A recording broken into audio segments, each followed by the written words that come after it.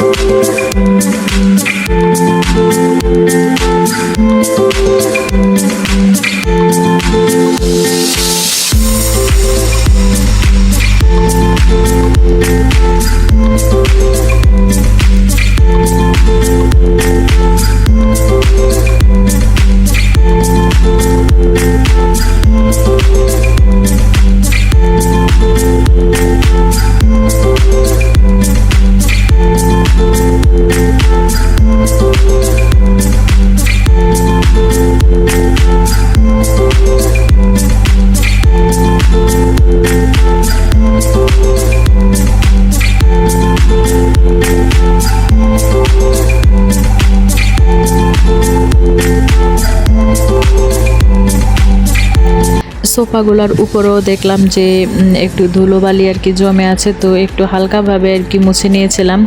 তো আরেকটু আর কি ভালোভাবে পরিষ্কার করতে হতো, যেহেতু শরীরটা বেশ একটা ভালো নেই, আর দেখা গেছে যে আরও অনেক কাজ আছে। তাই একটু হালকা পাতলাভাবে আর কি একটু মুছে নিয়েছিলাম। তো আমি কিন্তু ড্রয়িং রুমটা খুব সুন্দর করে আর কি গুছিয়ে নিয়েছি।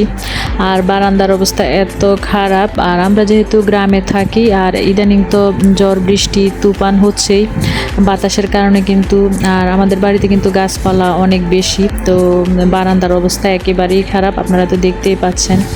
আর আমার বারান্দাটা পরিষ্কার করা এমনিতেও খুব কমই হয়, কারণ যেহেতু আরও অন্যান্য কাজ থাকে। তো ভাবলাম আজকে এই বারান্দাটা পরিষ্কার করি। তো দেখা গেছে যে আমার রুমের সাথেও একটা বারান্দা আছে, এখানে একটা বারান্দা, আর আমার মেয়ের রুমের সাথে যে বারান্দাটা ওইটা তো আরও অনেক বড় বারান্দা। তো ভাবলাম একটা একটা করে আর কি পরিষ্কার করব। তো আগে ছেলের রুমের সাথে যে বারান্দাটা আছে সেটা আর কি পরিষ্কার করি। তো এটা যেহেতু উত্তর দিকে, এই বারান্দাটাই আর কি বেশি ময়লা হয়, আর আমার রুমেরটা আর দক্ষিণ সাইডে যেটা আছে সেটা কিন্তু ততটা আর কি ময়লা হয় না। তো প্রথমে হচ্ছে আমি একটা শলার ঝাড়ু দিয়ে আর কি পাতাগুলা, তারপর ময়লাগুলা আর কি বেলসা দিয়ে ফেলে দিয়েছি, আর এখন হচ্ছে একটু পানি দিয়ে আর কি ধুয়ে পরিষ্কার করে নেব। তো প্লিজ কেউ কিছু মনে করবেন না, যেহেতু আমাদের বিল্ডিংটা অনেক পুরানো, আসলে দেখতে ভালো দেখায় না, কিন্তু আমি পরিষ্কার করেছি অনেক সুন্দর করেই। তো এখন হচ্ছে আর কি পানি দিয়ে তারপর হচ্ছে একটা শলার ঝাড়ু দিয়ে আর কি পরিষ্কার করে নিব আর কি।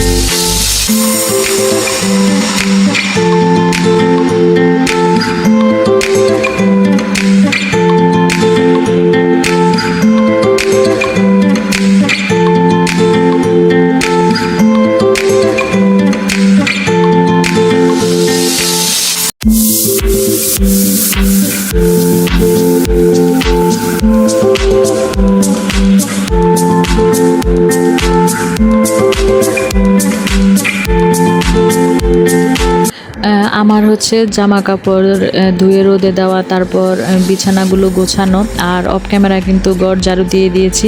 তো আমার ওই কাজগুলো করতে করতে কিন্তু মেয়ের আর কি নুডলস রান্নাটাও হয়ে গিয়েছে, আর গ্যাসের লাইনের যে পাইপটা তো সেটাও কিন্তু আমার ছেলে আর কি ঠিক করে দিয়েছে। তো সেটার আপনাদের সাথে আর কি শেয়ার করি নাই। তো যাই হোক, হালকা পাতলা নাস্তা করে কিন্তু দুপুরে রান্না বান্নার জন্য সব কিছু আর কি কেটে কুটে নিয়েছি। তো আজকে রান্না করব পটল দিয়ে চিংড়ি মাছ রান্না করব। তো আমার শাশুড়ির, তারপর আমার ছেলে যেহেতু একটু অ্যালার্জির প্রবলেম আছে, তো ওনাদের জন্য আবার আর কি একটু ঢেঁড়স দিয়ে ডাল দিয়ে রান্না করব। তো আমার ছেলে আবার কিন্তু ওইটা ঢেঁড়স রান্নাটা অনেক বেশি পছন্দ করে ডাল দিয়ে রান্না করলে। তো এদিক দিয়ে কিন্তু আমি রান্নাটা আর কি বসিয়ে দিচ্ছি। তো সাধারণত আমরা আর কি তরকারিটা যেভাবে রান্না করি সেভাবে রান্না করব। তো চিংড়ি মাছটা যেহেতু একটু নরম ছিল, সেটা আর কি আমি ওটার উপরে যে খোসাটা আছে সেটা আর কি উঠিয়ে ফেলেছি, আর চিংড়ি মাছ কাটাটা তেমন সুন্দর করে কাটতে পারি নাই। তো আগে হচ্ছে মশলা কষিয়ে তারপর চিংড়ি মাছ দিয়ে কষিয়ে আর কি রান্না করব, মাছটা আমি ভেজে দেব না। তো মাঝে মধ্যে ভেজে দেই, তো আজকে আর কি কষিয়ে আর কি পটল দিয়ে রান্না করব। তো কিছুদিন আগে যে হলুদ মরিচের গুঁড়াটা আর কি ভাঙিয়ে নিয়ে আসছে, সত্যি আর কি হলুদ মরিচের গুঁড়াটা অনেক আর কি ভালো হয়েছে। কালারটা দেখেই তো আপনারা বুঝতে পারবেন যে কতটা ভালো হয়েছে। তো এটার সাথে কিন্তু হলুদের গুঁড়া, মরিচের গুঁড়া, তারপর ধনিয়ার গুঁড়া কিন্তু একসাথে মিক্স করে আর কি আমার হাজব্যান্ড আর কি নিয়ে আসছে। তো যাই হোক, যে যেখান থেকে আমার ভিডিওটা দেখছেন, যদি আমার ভিডিওর কোনো অংশ আপনাদের কাছে ভালো লেগে থাকে প্লিজ একটা লাইক দিয়ে দিবেন, আর আমার চ্যানেলে যদি নতুন হয়ে থাকেন সাবস্ক্রাইব করে আমার পাশে থেকে যেতে পারেন। আর একটা কথা হচ্ছে কি, আমি কিন্তু আমার ভিডিওর আর কি যে কমেন্ট আছে, কমেন্ট করে যে সমস্ত আপু এবং ভাইয়ারা, তো আমি কিন্তু কমেন্ট ধরে ধরেই কিন্তু ওই আপুদের বা ভাইয়াদের চ্যানেলে আর কি এগিয়ে থাকি। তো যতক্ষণ পর্যন্ত না ওই কমেন্ট করা আপু বা ভাইয়াদের ভিডিও শেষ না হয় ততক্ষণ পর্যন্ত কিন্তু অন্য কারো আর কি ভিডিও দেখি না। তো আগে কিন্তু ওইগুলা শেষ করে তারপর আর কি বাকি আরও যারা আছে যাদের ভিডিও দেখি তাদের ভিডিও আর কি দেখি। তো ইদানিং কিন্তু দুই একটা আপুর আর কি কমেন্ট পাচ্ছি না, তো হয়তো ওনারা একটু অসুবিধায় আছে বা কোনো সমস্যা হতে পারে। যাই হোক, এদিক দিয়ে আমি কিন্তু তরকারিটা আর কি কষিয়ে নিচ্ছি। আর অনেকের ভিডিও কিন্তু দেখা হচ্ছে না, যাদের ভিডিও আগে সব সময় দেখতাম, তাই সবাইকে বলছি কেউ মন খারাপ করবেন না। যেহেতু একটু অসুস্থ আছি তাই সবার চ্যানেলে আর কি যেতে পারছি না। তো যাদের আর কি কমেন্ট আছে আমার মোবাইলে, তাদের কমেন্ট দেখে দেখে কিন্তু তাদের চ্যানেলে আর কি যাচ্ছি। তো যাই হোক, এদিক দিয়ে কিন্তু আমার তরকারিটা কষানো শেষ। এখন হচ্ছে জলের পানি দিয়ে দিব। যেহেতু মাছটা আমি আগে দিয়ে দিয়েছি তাই আর কি বেশি পানি দিব না, সামান্য পরিমাণ আর কি পানি দিয়ে আর কি রান্নাটা করে ফেলেছি। আর রান্নাটা কিন্তু অনেক ভালো হয়েছিল। আর এদিক দিয়ে কিন্তু ভাত রান্না হয়ে গিয়েছে। এখন হচ্ছে ঢেঁড়সটা রান্না করব ডাল দিয়ে, তারপর কিন্তু আমার রান্না শেষ। যতই অসুস্থ থাকি যাই থাকি, এতদিন কিন্তু রান্না করি না বলতে কোনো কাজই করা হয় নাই।